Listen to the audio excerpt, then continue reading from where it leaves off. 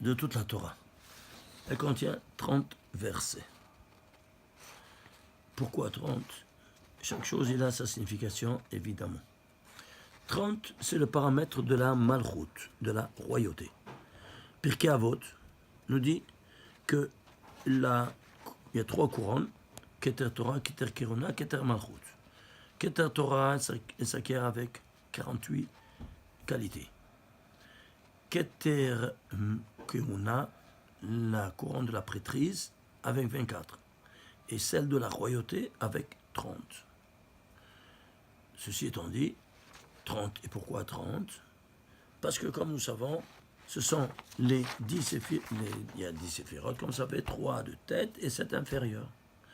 Les 3 de tête, chacune possède tous les 10 en guise d'ADN. Alors, c'est 3 par 10, 30.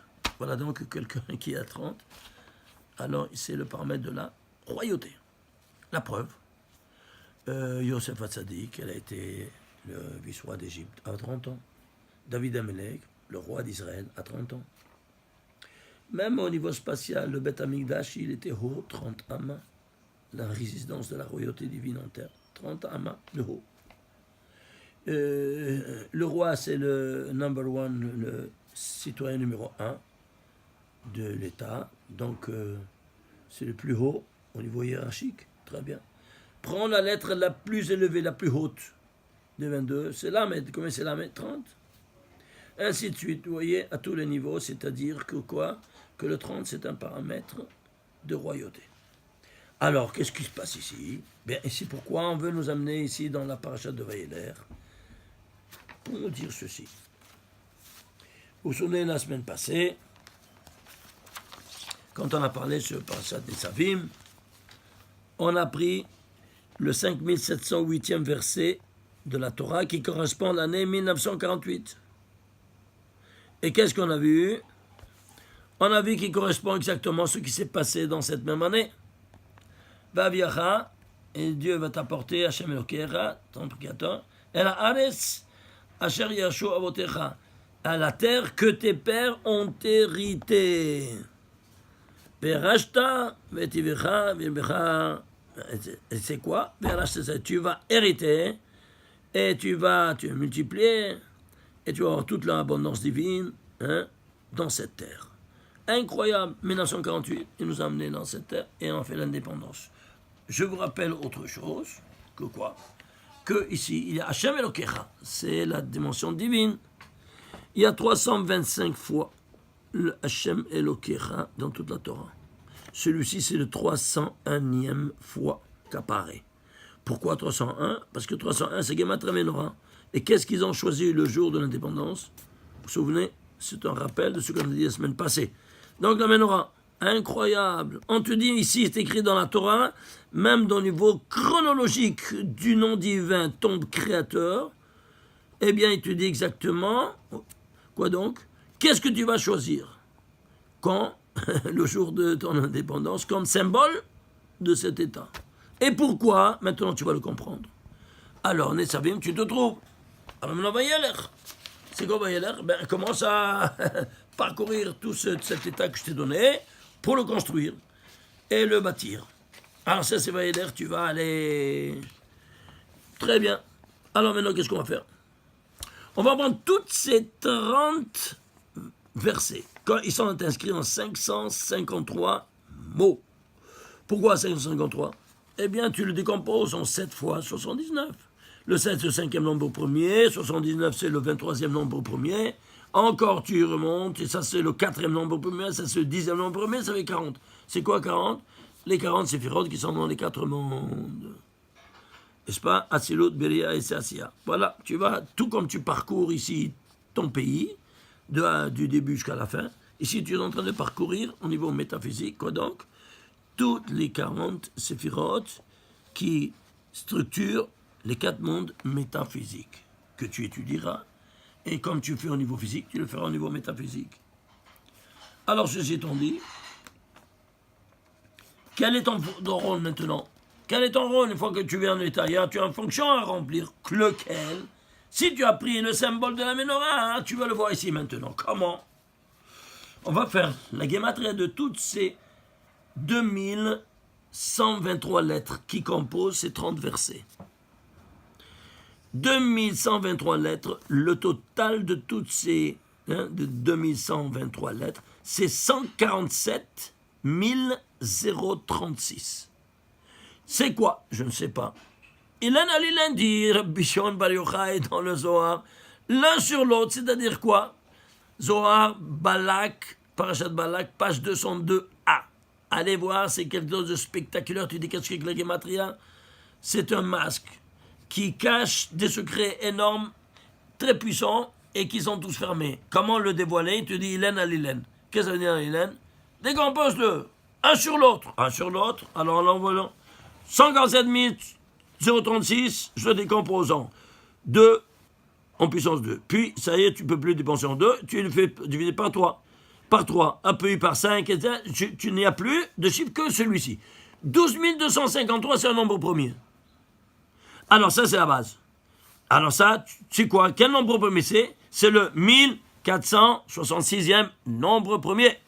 Et c'est quoi? 1466. Ah, ça, il se décompose parce qu'il a un nombre pair qui termine. Eh bien, c'est 2 fois 733. C'est quoi 733? Et tu prends la Ménorah, qui valait 301, on a vu la semaine passée, et tu l'écris en entier. Mem, Non, Vav, Resh, Hey. Total 733. Et pourquoi on prend la Ménorah?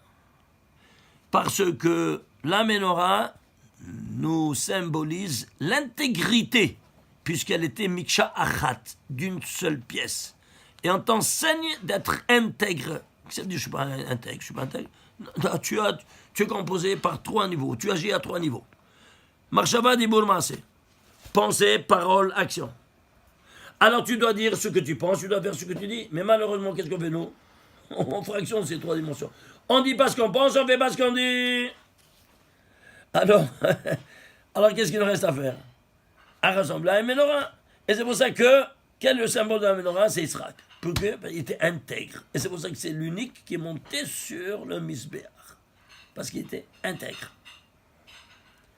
Comme on l'avait dit l'autre fois. Alors, 733. Oui, mais attention, qu'est-ce qu'on a vu ici? On a vu que avant 1948, on est arrivé jusqu'en 1945, vous vous souvenez? Oui. C'est-à-dire, on a pris de 1939, on avait dit ça la semaine passée, allez voir en WhatsApp, et vous allez voir 1939e verset, jusqu'à le verset qui correspond à l'année 1945. Leur total, 25 fois 807, qui se divise par 2 nombres premiers.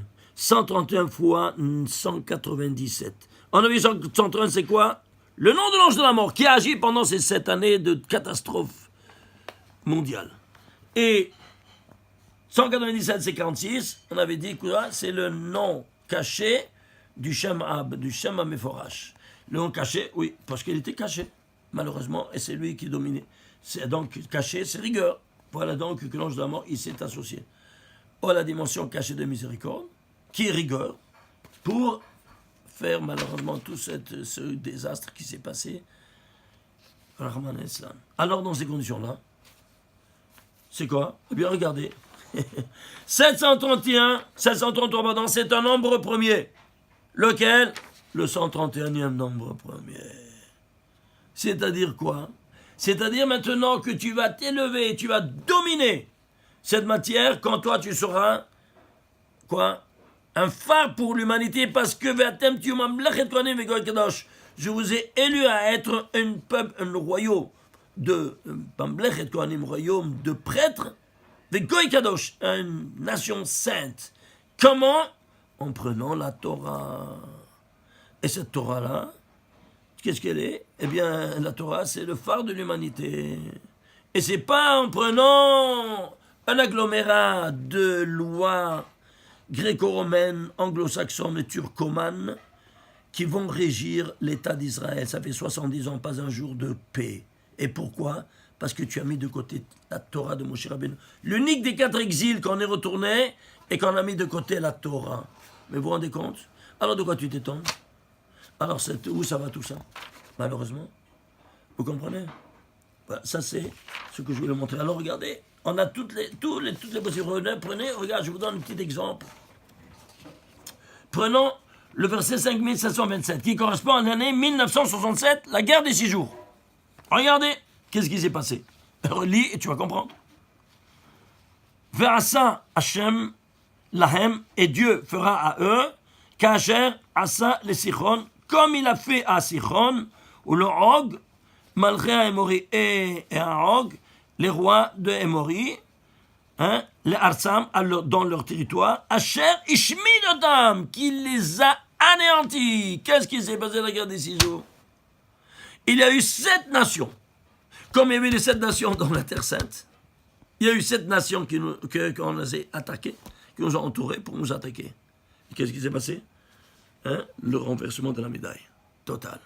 Ils ont été anéantis. Par quoi? Eh ben, ça c'est le ciel. Ah, ça, il n'y a pas de ça. C'est pas, qui a mis en fonction de ça? Si ce n'est pas le ciel. Comment il y a eu en 6 jours, il y a eu la libération totale de tout? C'est pas un miracle? Bon, voilà ce qui s'est passé en ce jour. Qu'est-ce que c'est écrit? Tu vois ce qui s'est passé. Et si tu prends par exemple, ici, le nom, la valeur du passouk, des lettres seulement. La valeur des lettres, c'est 3681. Regarde un peu. 3681, c'est quoi?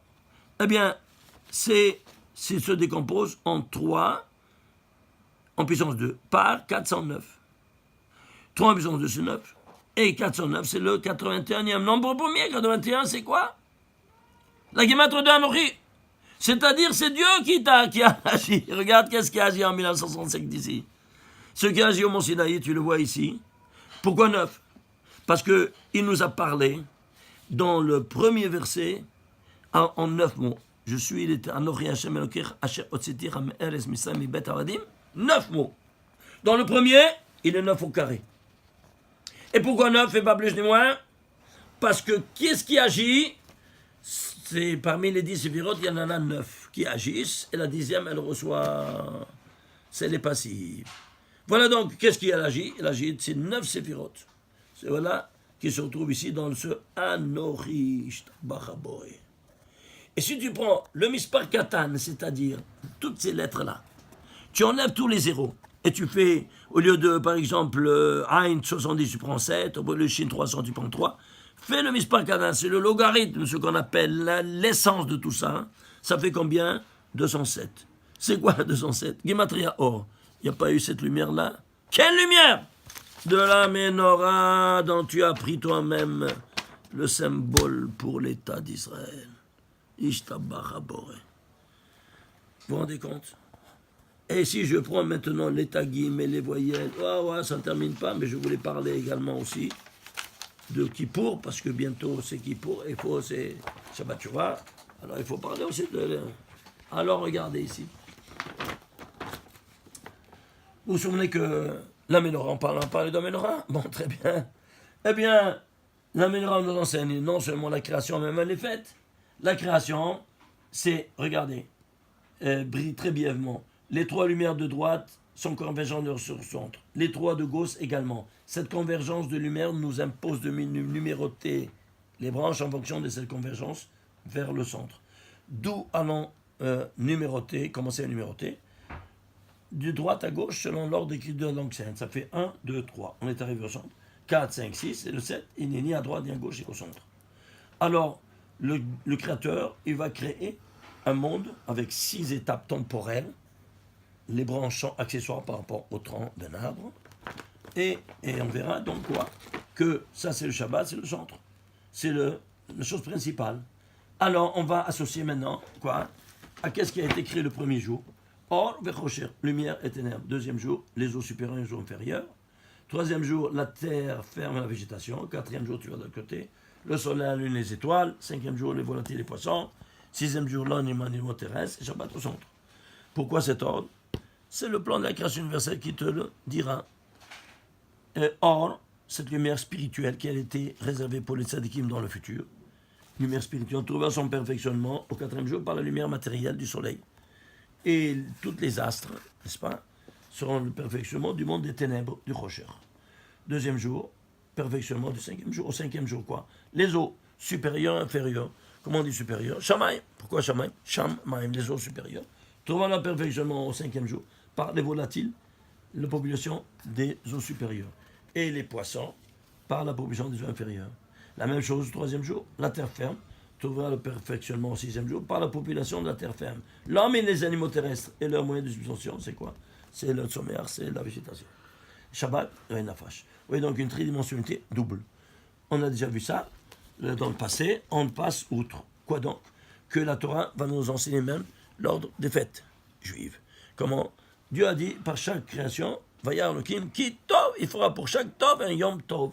Premier Yom Tov, Rosh Hashanah. Deuxième, Yom Kippour, le 10. Et le 15 du mois, Sukkot. Tu as fait les trois, maintenant tu dois perfectionner un deuxième stade. Tu es arrivé au 15, tu ne peux jamais commencer une fête après le 15. Pourquoi? Parce qu'il y a une sentence talmudique qui nous dit Ma'alim Bakodesh Velo Moridim. On monte en sainteté, on ne descend pas. 15-16, c'est la lune descendante. Alors, tu fais down. Si toi tu veux avoir, par exemple, un contrat qui va tout de suite en take-off, toujours, tu dois signer du 11 au 15 du mois lunaire. Du 16, c'est down, que tu le saches. Ça, c'est un principe. Et une loi qui gouverne l'univers. Alors, c'est pour ça qu'on ne commence jamais une fête après le 15. Ah, tu commences le 15, tu peux continuer sans problème. 3 jours, 7 jours. Alors maintenant, qu'est-ce qui se passe? On va les perfectionner. On a seulement un seul jour, 15, 15, 15. Comment on va faire? On ne peut pas les fêter en un seul jour. Alors, ils ont pris 3 mois successifs, 15, 15, 15. Tout Bishvat, tout Bedar, tout Benissan, tout Bishvat, Rosh Hashanah des arbres, perfectionnement des hommes. Purim, perfectionnement de Yom Kippourim, qu'on verra bientôt. Et Pessah, 7 jours de Pessah, perfectionnement 7 jours de Sukkot. Après, question, Shavuot, grâce à Shavuot, ma donation de la Torah que toutes les fêtes juives existent et qui donne sa sève vitale à toutes les fêtes juives.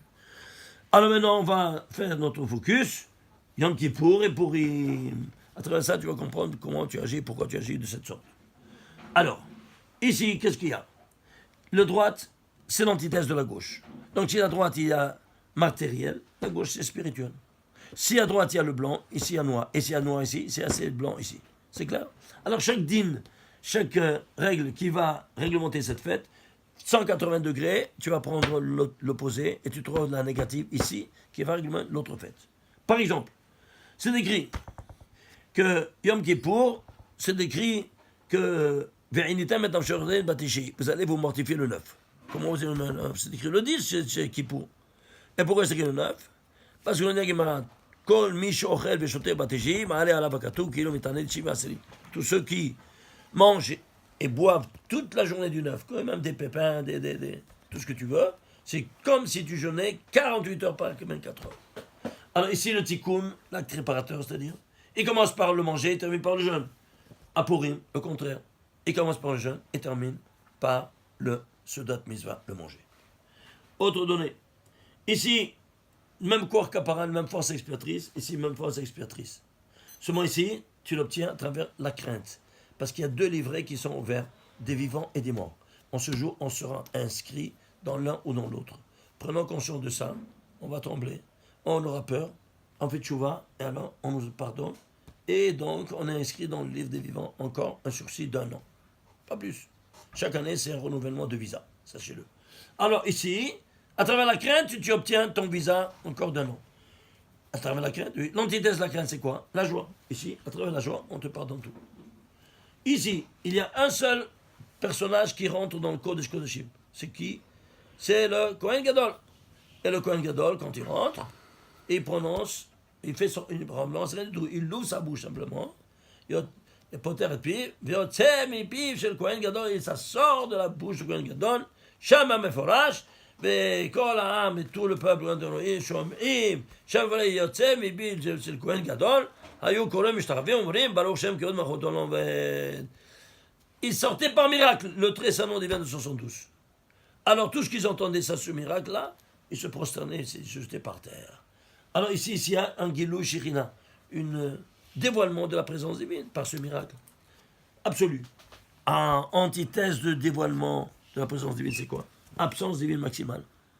à Purim. Ah, c'est pour ça qu'on va lire tout un livre, l'unique livre de tout le Tanakh qui n'aura pas une seule fois le nom de Dieu prononcé. Pourquoi? C'est l'antithèse de là-bas. Ça, c'est présence maximale de la présence divine. Ici, absence maximale de la présence divine. C'est clair? Ça, c'est la Megillat Esther. Autre donnée. Ici, il y a un pour, et ici, il y a un pour. Les deux faits, c'est moi qui ai un pour. C'est quoi le pour? Tirage au sort. Ici, parce que tu as deux boucs émissaires. Tu ne sais pas lequel, deux jumeaux, tu ne sais pas lequel a donné à Hachem et l'autre à Azazel. Tu tires au sort et tu dis lequel est destiné au Beth Amikdash, l'être à Azazel. Alors ici aussi il y a un pour. Qui Haman, il a fait le tirage au sort. Comment il a fait le tirage au sort? Alors regardez. Il a pris 2 chapeaux. Un avec 12 tickets. Comme les 12 mois. Et l'autre avec 355 jours, le nombre des jours de l'année lunaire, parce que eux, c'était les Perses, ils allaient selon le calendrier lunaire. Très bien. Ah, il a tiré d'ici sur des 12. Ici, sorti 338. 338, ouais. C'est tout. On ne explique pas plus que ça. Qu'est-ce qu'on n'explique pas? Casse-toi la tête. Qui n'étudie pas le sol, il comprend rien. Alors, qu'est-ce qu'il te dit? Il te dit, il y a 70 nations. Ces 70 nations sont gouvernées par 70 malachim. Excusez-moi. 70 malachim, anges. Alors, ceci étant dit, il y a 2 parmi ces 70 nations, 70 anges, qui commandent tout le reste. Qui sont-ils? Eh bien, ce qu'il y a aujourd'hui, dans l'histoire finale, c'est quoi? L'ange de Esav, c'est-à-dire l'ange du monde occidental, qui s'appelle Resh Heibet, qui s'appelle Samer Mem Aleph Lamed, excusez-moi, qui c'est 131, et l'ange de Ishmaël, qui s'appelle Resh Heibet, qui vaut 207. Il a compris que ces 2 nations qui dominent tous les 70 nations, comme nous voyons aujourd'hui, eh bien, qui sont avec lui, comment? Ben, fait 207 Resh Heibet, plus Samer Mem Aleph Lamed 131, l'ange de la mort, de Edom. Edom, c'est Romi. Romi, c'est la chrétienté, c'est tout le monde qui va derrière eux. Ça te fait combien? 338 exactement. 338. Alors ici, tu as ici 338. Il sortit le mazal. Comment on va neutraliser ces 338 forces du mal? Eh bien, qui pour? Comment? Tu vas implorer, ça c'est le début de l'année, le premier mois. Et ça c'est le dernier mois, le 12e mois de l'année. Alors Dieu, Ikdima et Atroufa la Maka, il a anticipé la médecine, la thérapie à la maladie. Comment? Ben tu vas dire à Kippour, qu'est-ce que tu vas dire à Kippour? Tu vas dire, va y avoir le Shem Paramekra, tu vas évoquer quoi donc? Les 13 attributs de miséricorde divine. Que tu le diras, combien de fois? 26 fois dans les 5 prières de Kippour. Il y en a 13? Oui, 13. S'il vous plaît, faites 26 fois 13. Regardez ici. 26 fois 13. Combien ça vous fait? Égal. Combien ça vous fait? 338. C'est-à-dire, ici, je t'abbacha boré. Ici, tu as 300 de négativité. Ici, tu as... Alors, c'est pour ça qu'il ne faut jamais rater. On va y avoir. Il faut être présent. C'est pour ça que toute la journée, tu es dans la Sina. Et pourquoi? Parce que nous disent encore une autre une explication, que ça, c'est l'antithèse de ça, que toutes les fêtes juives sont Chet sur Hachem, Chet sur Lachem. Moitié à vous, moitié à la famille. Alors, tu sors, tu te balades. Sauf que pour Kippour, Kulo Lachem. Et le gars devient dit Kulo Lachem ici, oui, tu es toute la journée à Sina. Ici, Kulo Lachem. Tu t'éclates, il y a pas, c'est comme c'est une absence divine qui vient. Alors, tu t'éclates. Alors, toujours Lachem. Toute la journée est à vous. Ici, toute la journée est à Dieu. Alors, tu te trouves là. C'est pour ça que quand tu te trouves à la Sina, eh bien, tu fais quoi? C'est 338. Tu prépares la thérapie pour la fin de l'année.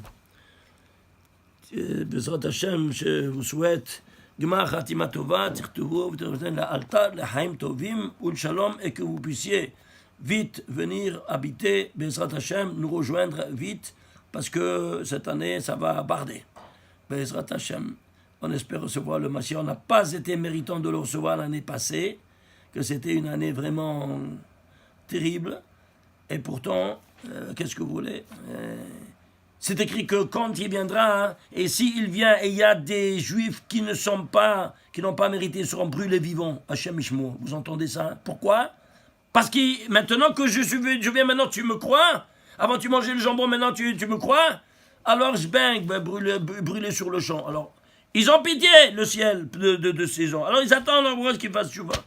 Hier, c'est eux aussi qui font tchouva, et nous on doit essayer de les aider à faire tchouva. Baruch Amen, Amen. חג שמח, תזכו שמרבות נעימות וטובות. אמן כן יעשה.